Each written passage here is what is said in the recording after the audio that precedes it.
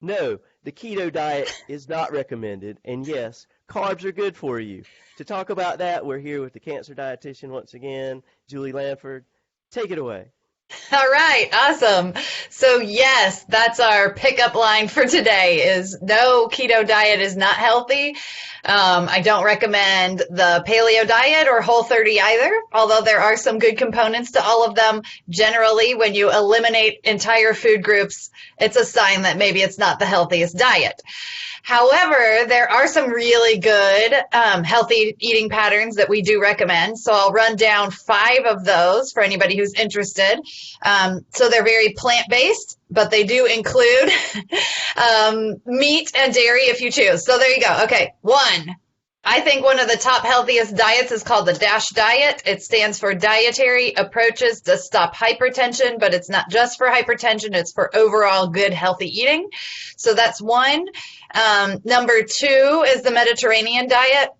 Although there's a little bit of a difficulty trying to figure out what that really means for people, but we'll talk about that. Number 3 is the anti-inflammatory diet, which Dr. Weil out of the University of Arizona has some guidelines on. Number 4 is the My Plate from the USDA, which is, some people think it's a little basic, but I think it's exactly what a lot of people need. It also fits well with the My Plate or the plate from Harvard Plate, I think is what they call it. And then the last one I recommend is from the American Institute for Cancer Research. It's called the New American Plate, which is an even easier version of the plate where you cover 2/3 of your plate with plant foods and 1/3, if you so choose, with meat or animal products. So anyway, those are the top 5, I think, sort of healthy diet patterns. Yes. That's great. Now let's talk about goals and outcomes. First of all, what are realistic goals and what are ideal healthy outcomes that we should be focused on? Because at the outset, before we started recording, you said losing weight is not the healthiest goal. So let's pick up there. That's right. So I know it might sound crazy to some people, but I have spent time helping people eat healthy for my whole career. And to be honest, if you're looking for an outcome that's just based on weight, you're going to be frustrated. And a lot of times people can lose weight in ways that are not healthy. And so therefore, they might be achieving their weight loss goal, but they're harming their health. And so what I tell people is what we really want to do is focus on your health goals. And so I want you to feel well. I want you to provide your body with the nourishment that it needs to function. I want you to manage blood sugars. For, nurses or physicians or someone who's advising patients, I would really caution you around your, weight talk, because we don't want to sort of misdirect people to focus on weight over their overall health. If we can get people to manage their health, even at a higher weight, they're going to be better off than if they really try to lose weight, which can often have this like yo-yo effect that has a long-term detrimental effect on health. So my first line would be to say, what are their health goals? Not weight goals, but what are their goals for health? Is it managing blood sugar? Is it feeling well? Is it having enough energy to do the exercise they want? Sleeping well? Like, what are those health goals? And I think that overall, every nutrition study that's ever been done shows that eating fruits and vegetables at, recommended levels promotes good health. If somebody is seeking good health, making good decisions with their food choices, enjoying the foods that they're eating, being physically active, and they happen to lose weight as a side effect, that's okay. But I don't think that weight in itself should be the primary goal. So that's my That's take on that. well, that sounds reasonable. I think I've heard that metabolism and the metabolic effect of your lifestyle. So if you're sedentary, you work on the computer all day, and you're thinking about making dietary changes, really some of the things to pay attention to is adherence to your diet, maybe adding some activity that you haven't had before, and creating a whole package to increase your metabolic rate so that you're burning calories more efficiently and you're getting the nutrition you need to support whatever lifestyle that you are living. So If you are Yes. sedentary, calorie reduction's probably a good start, right? But just in general, I've heard someone say that if you failed at diets before, set lower goals, set your expectations a little lower, Yes. and just make one or two changes each week that you can manage and stick to. So talk about some of the approaches to diet and lifestyle change, because I think it's not just foods, it's also lifestyle. And I think when people start eating, I'm going to get out of my own way here in a minute, but eating healthier makes you feel better, it makes you want to do more, and it's just a positive feedback. So if we look at diet as a part of a more holistic view of improving our lifestyle, we're more apt to succeed in those. So I'll let you riff on that for a minute. Yeah, so that's a lot of really good points. I think that sometimes, like our goal is to provide our body nourishment. That's our goal with nutrition. Now, if you're not physically active, you have less demand for nourishment. And your nutrition plan will never build muscle, and muscle is sort of the basis of your metabolism. So by eating healthy, you can support the cells of your body that need it. They have demand, all over the place. But if you want to improve your metabolism or make sure that your body is using lots of energy and giving you lots of energy, you're going to need to exercise. And that is not my specialty. And I think it's funny because it's like dietitians are always like, oh, well, if you really want to be healthy, you can eat these foods, but you got to exercise. And then, the exercise people are like, oh, you got to eat healthy. And so we're always sort of complementing each other with that. And it is important. Now, some people have a lot of limitations, physical limitations for what they're able to do. So I just usually encourage people to do what you can. And then when you are doing your nutrition plan, focusing on what works for you. So like you were mentioning adherence. I would say if you've failed at diets, it's not your fault. It is the diet's fault. Like that was the wrong diet for you. And a lot of diets that are sold that you have to buy in book form, or you have to buy these meals mailed to you, or you buy meal plans or whatever, the purpose of those is to generate profit for somebody else. They don't really care if you succeed or not. They just want to get your money at the hook, and then they're done. And so they aren't designing diets that are actually achievable long term. So figuring out, like if you've tried something and it didn't work for you, do not blame yourself. It is that diet's fault.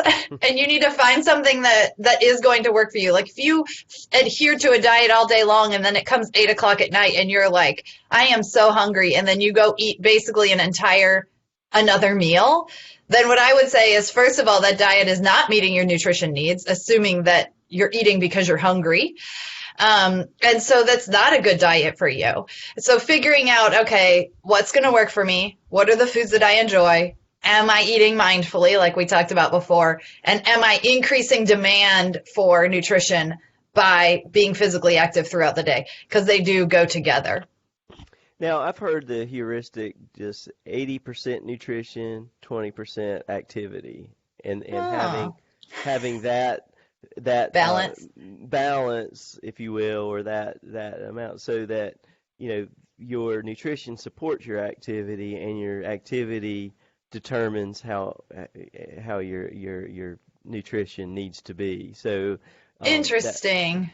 so you can at very least, if you're not adding activity, if you just be more mindful and maybe a little bit of calorie reduction, but a more healthy mix, as we've talked about, of foods, and pacing and eating, paying attention to your hunger cues, and really get your body and mind synced as far as that is concerned, then you might have better outcomes and better adherence, and you'll start seeing, one of the things I notice is when I embark on a new goal, be it fitness or nutrition, that when I start seeing results, I start getting even more motivated. Yeah. As opposed to, say, a crash diet where I need to lose 10 pounds this week.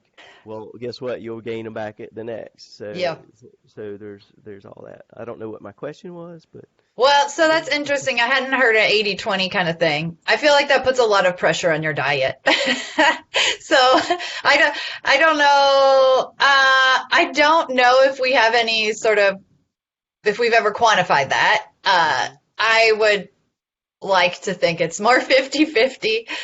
But I will say I do think that diet and nutrition can be more complicated because physical activity, I don't know. Maybe it's just me, but I feel like physical activity is just this thing where we're like, do what's fun, find some, just be active, go out for walks. Like there's a lot of positive choices you can make. And I feel like people tend to give all this freedom and choices when it comes to physical activity.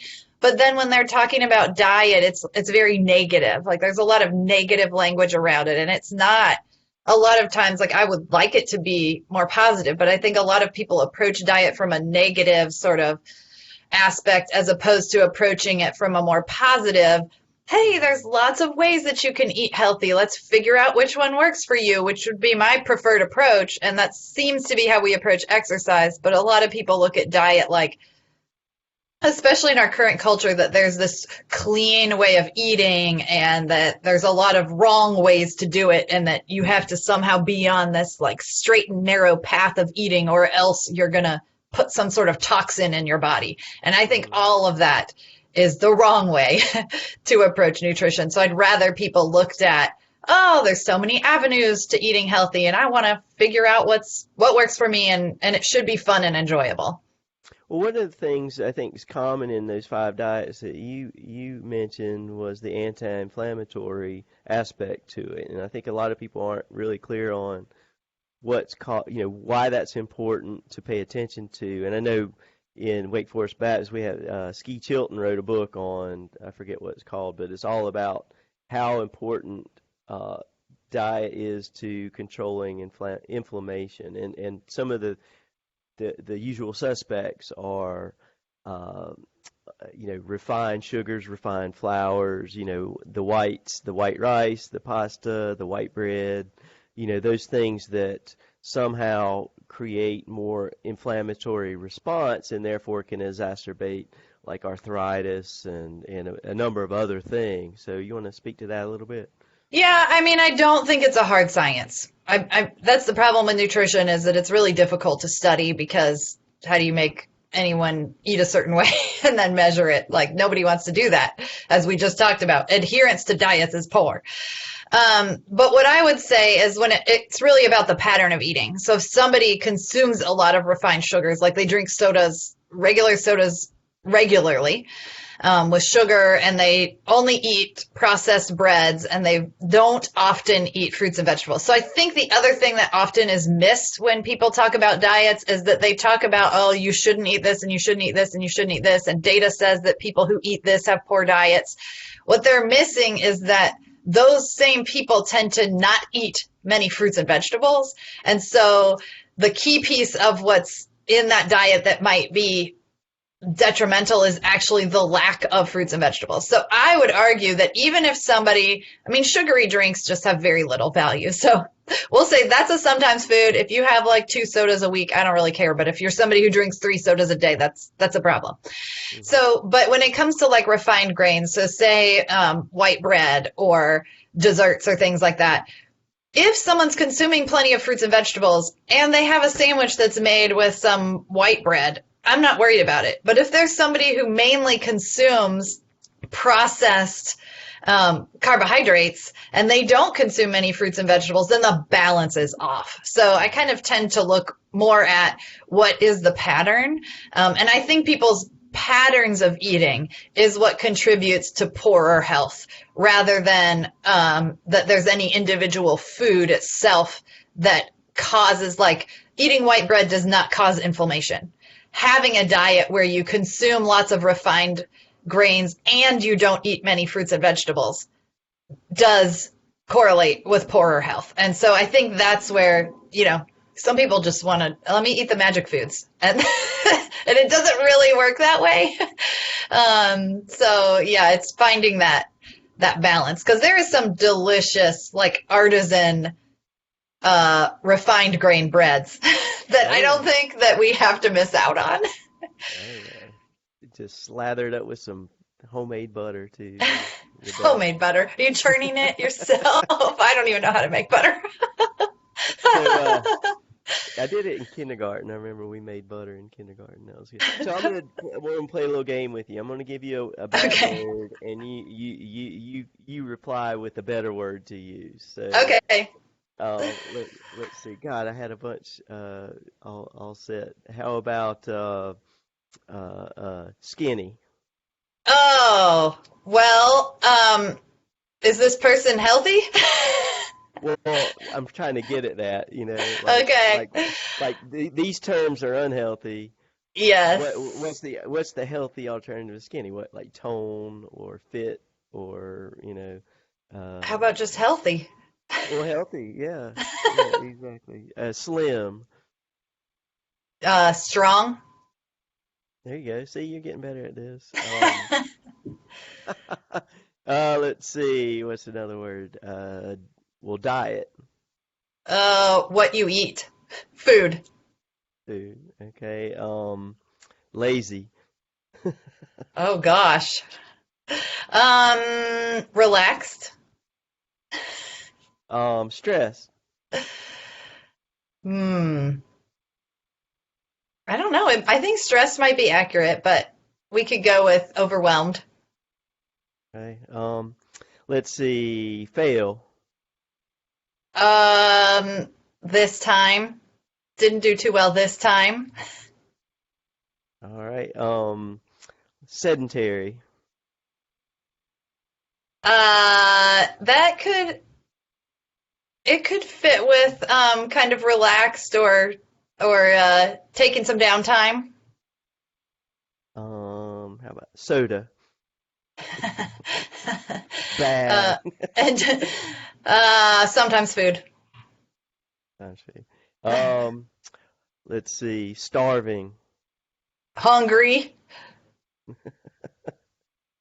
Full. Oh, satiated. Okay. Well, that's a good start for that little game.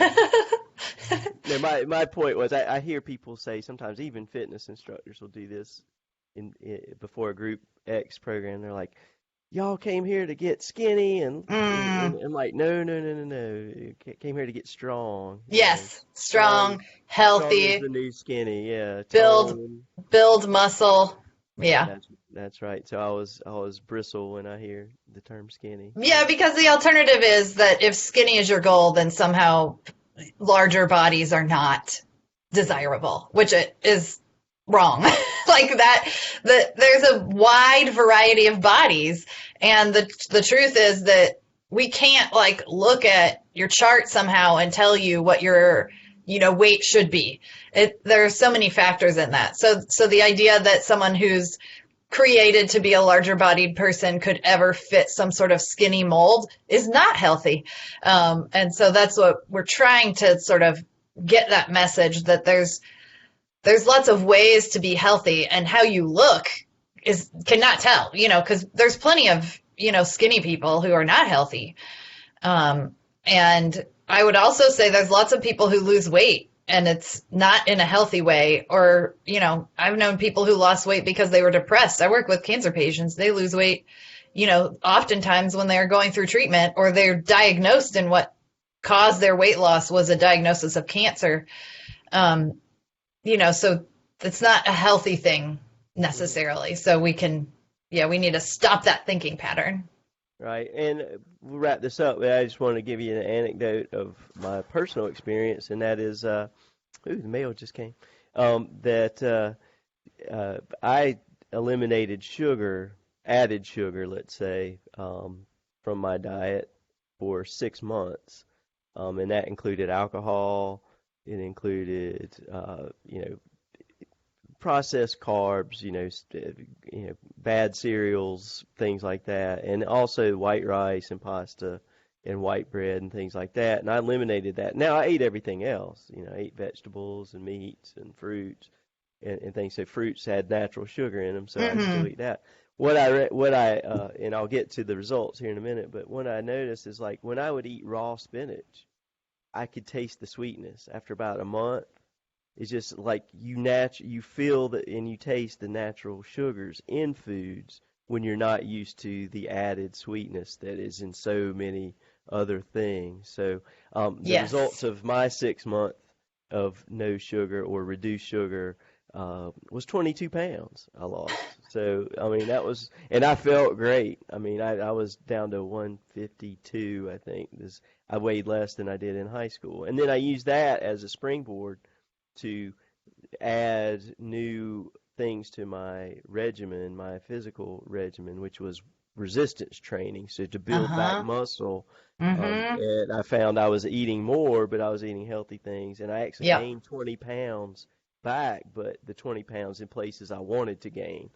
Right. So that was my goal, was to get down, to drop the extra weight that I had, and then build back up muscle as I went. So that's just at work for me, and that's just another example of how personalized nutrition should be for you, how personalized your activity is. Do what you love to do what you see getting results, and it does create this feedback that really motivates you. I think once people see, they do resistance training for a month, and God, it sucks because they're so sore and so tight. And then after a month, they're like, "Wow, look at the difference." I'm Yeah, gonna like keep doing everything's this. easier to do. Everything, and I I don't say get sick. doors get lighter.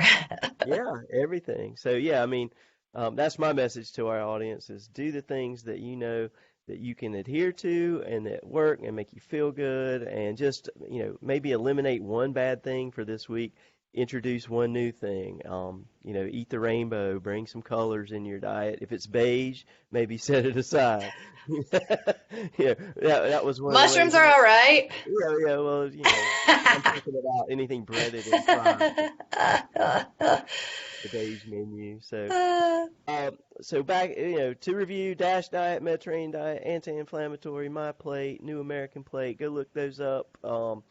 And I'm just wishing all the best health for all our listeners. Last words, plug your website, all that good stuff. Yes. So cancerdietitian.com, all part of our programs at Cancer Services. And I say next time we talk about sugar and sweet acuity.